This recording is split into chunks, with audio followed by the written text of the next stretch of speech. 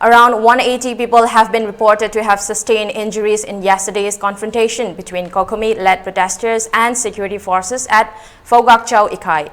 Tens of thousands of protesters, including displaced people from Torbung and adjoining areas, were confronted by security personnel at Kwakta and Phougakchao area, and the bid to remove the army barricades was foiled yesterday.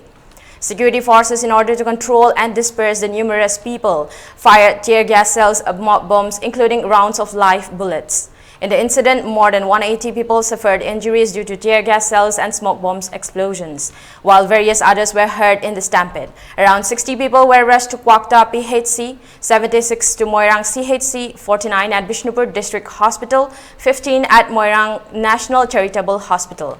Others were rushed to hospitals in Imphal, in Ras Medicity, Janims and Rims. Journalist Laishram Kanta of ANI sustained splinter injuries on his wrist. It may be mentioned that tens of thousands of people had gathered yesterday to the call made by COCOMI to remove the army barricades from Phougakchao, Ikai to Torbung, Wangma, after the state authority has failed to act on COCOMI's ultimatum given on 30th August.